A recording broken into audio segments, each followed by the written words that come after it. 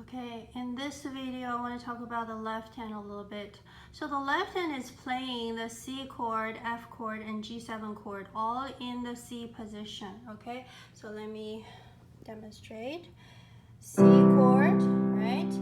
And the F chord, and the G7 chord, okay? Only these three chords. Now, notice you do have the staccato signs over these chords. So when you play, you need to draw from the keys.